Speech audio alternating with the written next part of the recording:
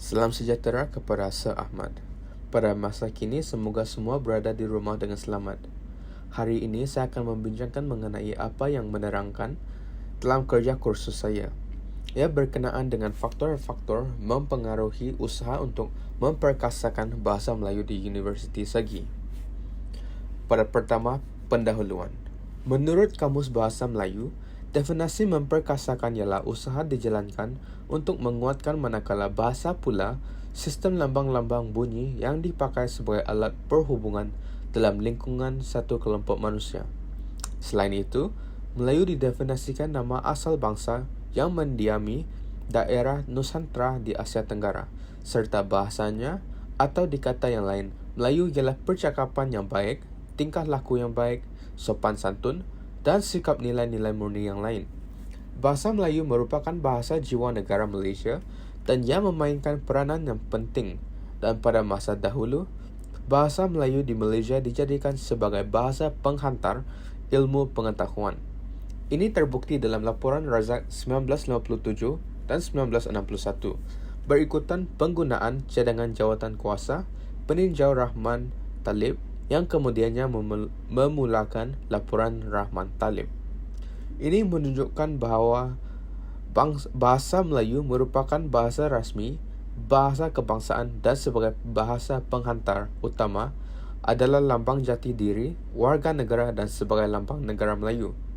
Bukan itu sahaja, bahasa Melayu berperanan sebagai perlakuan jati diri bangsa Malaysia demi memenuhi maksud kemajuan mengikut acuan sendiri, seperti yang diagriskan dalam Wawasan 2020. Sering dengan berlalunya masa, bahasa Melayu tidak ditonjolkan dan tidak sering digunakan oleh orang-orang di Malaysia, terutamanya pelajar-pelajar universiti. Oleh itu, saya telah membuat kajian ini terhadap usaha untuk memperkasakan penggunaan bahasa Melayu di Universiti Segi.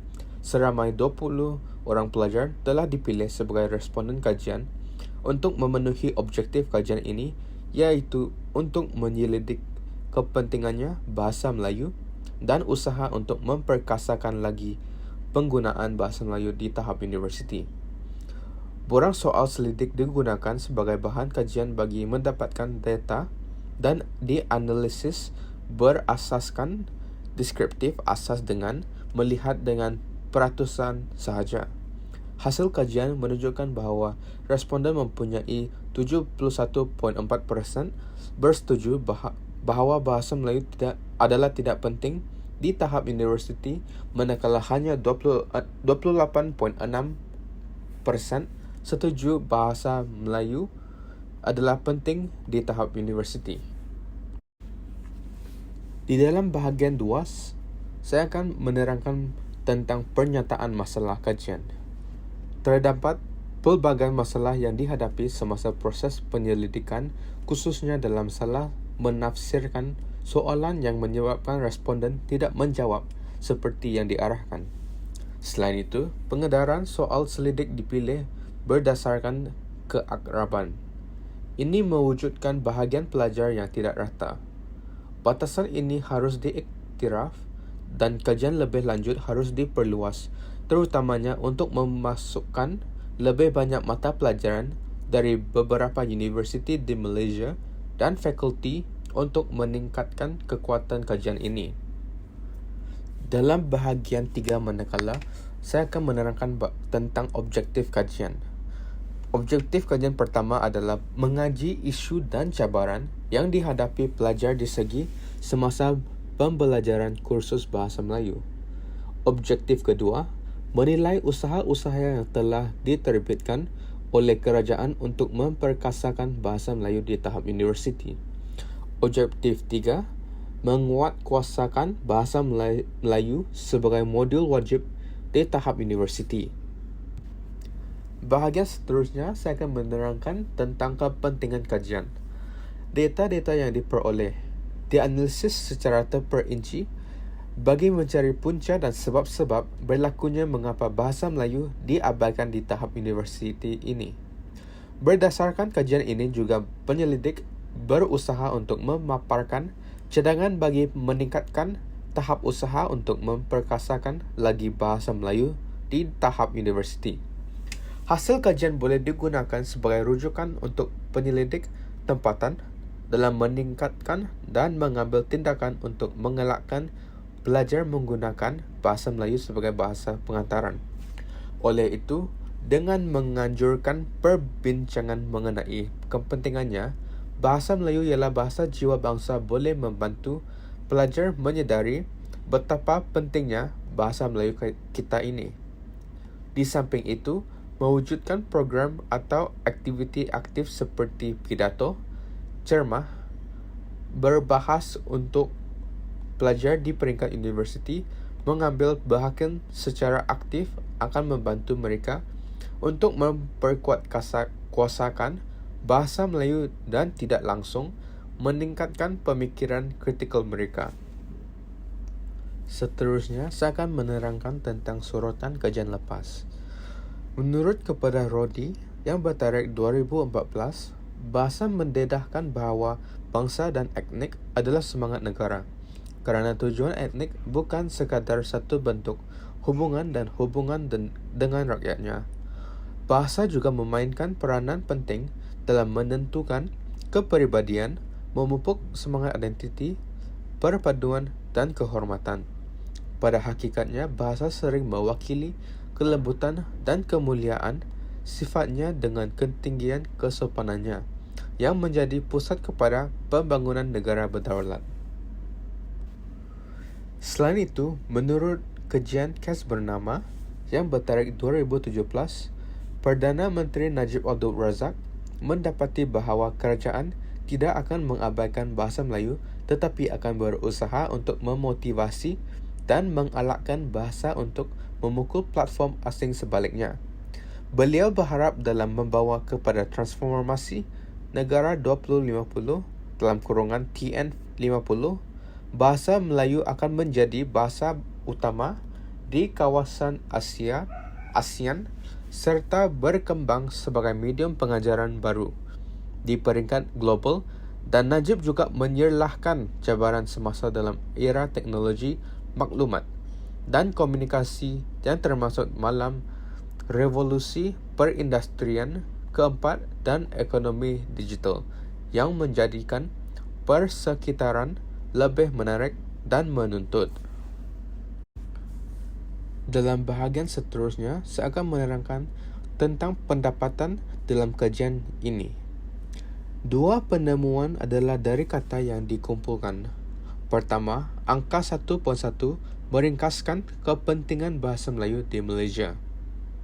Seterusnya, angka 1.2 menunjukkan kepentingan bahasa Melayu terhadap pelajar. Diikuti dengan angka 1.3 menunjukkan 3 faktor utama untuk pelajar meningkatkan komunikasi terhadap bahasa Melayu, iaitu melalui membaca buku dan membuat latihan di tahap universiti. Manakala angka 1.4 menunjukkan faktor-faktor untuk memperkasakan bahasa Melayu di universiti segi. Dan angka 1.5 menunjukkan pendapat pelajar terhadap bahasa Melayu sebagai bahasa penghantaran di universiti segi. Di dalam bahagian ini, saya akan menerangkan tentang perbincangan dapatan kajian ini. Tujuan kajian ini adalah untuk menyelidiki kepentingan bahasa Melayu terhadap masyarakat Malaysia, pelajar dan faktor-faktor untuk memperkasakan bahasa Melayu di peringkat universiti. Menurut angka 1.1, 57.1% pelajar di universiti segi bersetuju bahawa bahasa Melayu adalah bahasa yang penting terhadap masyarakat di Malaysia, manakala 42.9% pelajar tidak setuju. Ini adalah selaras dengan kajian Rodi dan Musa yang bertarikh 2014 di mana bahasa jiwa bangsa. Oleh itu, penggunaan bahasa Melayu, bahasa pribumi dan bahasa kebangsaan Malaysia sebagai maklumat kontena dan kenderaan, sains, teknologi, pendidikan, kesusasteraan dan pentadbiran negara akan membentuk dan mewarnakan keseluruhan pencapaian, pembangunan dan ketinggian tamadun dalam bentuk budaya tempatan kita sendiri. Ini akan membangunkan kekuatan dalaman dan keyakinan diri. Kajian ini bercanggah dengan angka 1.2 di mana 71.4% tidak bersetuju bahawa bahasa Melayu adalah tidak penting di peringkat universiti.